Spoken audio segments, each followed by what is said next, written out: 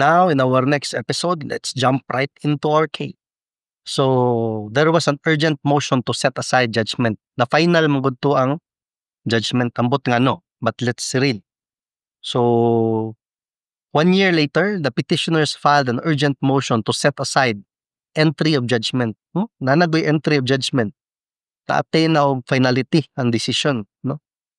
On the ground that the lawyer, di lang to i-mention ang ngan, out of let's just be sensitive, no? Hindi ta gusto makadungog sa tungalan kung ana. The counsel of record was not furnished a copy of the resolution. So di nila sala, no? Daw. Denying the motion for reconsideration. So their lawyer, dili na lang nato panganlan, ilang counsel of record, wala daw makadawat. So di nila sala. Muna na final kay wa sila maka-apilar. And this is not unlikely, no? Sometimes this happens. So, akakadawat. Na final na lang. Swerte kung daog. What if pildi ka? Patay. So, in the absence of such notice, the decision of the appellate court did not become final and executory. So, mo gunay kanang principle sa immutability of judgment. Once ma-final na, di na gyud nimo ma-usab.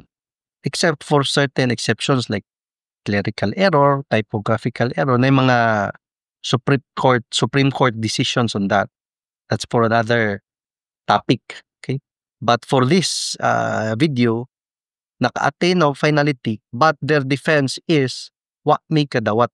They did not receive or the copy of the resolution denying the motion for reconsideration. So how can they appeal? Bring it to a higher court? How can they initiate remedies and prevent finality of the decision if in the first place they have not received a copy of the resolution? Sometimes these things happen, no? So, ikaw kliyente, ayo po duda dayon si mga abogado. You can always go to court, check kung labay gadawat, labay proof of receipt, no? Kay malay mo, imong lawyer, wa sa gyud kadawat, imo nang gidudahan, naabiging ana. So, before magduda, try to verify. You can always go to the court where your case is pending. Na may mga court personnel. They are very helpful. They have their records. You can ask. Just be nice and respectful. Okay? So, in the absence of such notice, ilang defense is the decision of the appellate court did not become final and executory. Natural. Kung ako basad, ako kadawat, kung saan ako pag-apilar, kung saan ako pag-initiate of remedy to reverse the decision which is adverse to my client. Di dyan na dapat ma-final. But let's see kung say order sa Court of Appeals, sa Appellate Court. So the Court of Appeals set aside and lifted the entry of judgment and directed the clerk of court to furnish petitioner's counsel a copy of the resolution. So meaning it is true. As far as the records of the Court of Appeals was concerned, wa gyud di ay kadawat ang kadtong abogado sa petitioners. Mauna nga na final, no? So the Court of Appeals set aside, syempre, it would be unfair not to set aside the judgment if in the first place wala di ay sila kadawat, no? So they should receive the resolution in order for the judgment to become final and executory, no?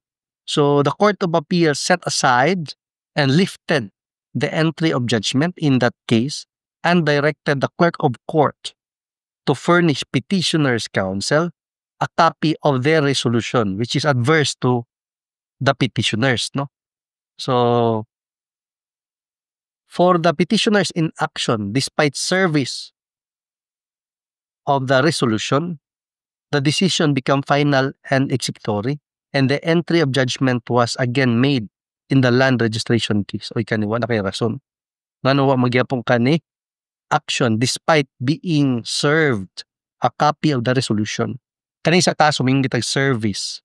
Kung mo-file ka sa korte, before na dawaton sa korte, kailangan nimo tagaan og kopya ang imong kalaban, imong kaatbang sa kaso para patas. Kabaw siya unsay imong submit sa korte. Okay? So, later on, there was change of counsel and etc. So, wala na sila magkasinabot siguro sa ilang petitioner side. O takabaw, nagilis man ng abogado. So through their new lawyer, they filed with the Court of Appeals an urgent motion to recall the entry of judgment which was denied by the appellate court. Masabtan. So what happened to their denial? Let's see, no? Sa sunod nga video. Medyo mataas na ni. Liso di-upload sa Facebook kung sa lisuran ko upload sa website kung taas ang video. Maski may nindo to gagmay. So, as usual, may advocacy. Kung di ka first timer dire, please contribute. Dili kwarta ha. Link gov.ph website. Latest updates. Diba? Ako'y mubasa para ninyo. Ako'y mo explain. At the same time, ako, informed ko. Diba? And we can also help others avoid mistakes. No? So, this is our co-learning channel. And our advocacy, my advocacy is to share to others by letting you know about the latest updates, Supreme Court decisions, so that you will learn how to avoid. You and me, we will learn how to avoid land disputes.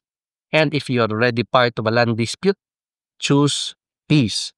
Peaceful method, peaceful ending. Okay? So this is my email address. Tanawa na lang sa akong Facebook page na siguro na akong email address.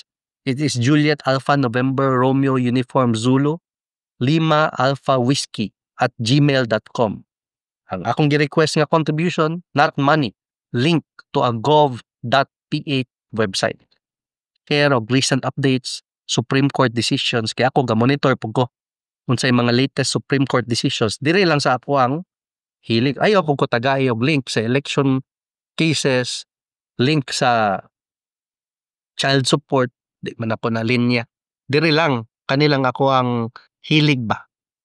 These stories that I try to keep track. So, kanang sa mga lain nga topics, dito na mo na sa lain nga abogado. Pangita o channel. Basta kani atong co-learning channel, kuan lang, real estate law, succession, inheritance, settlement of estate, partition, ejectment, recovery of possession, may ana lang nga type of cases. Ang ako pangayo, kana ba mga issuances sa mga DAR, DNR, other government agencies involving land cases, transactions, mga DARAB cases, share mo og link kanang gov.ph website para dali na ako ma-authenticate. Okay? So I'll see you in the next video. Let's see kung nag-grant ba ilang motion for reconsideration na deny on sinetabo. Definitely ma-deny yun ay una kay final na good ang decision. But let's see. Inabot mag-Supreme Court, nabaliktad jud siguro. So I'll see you in the next video.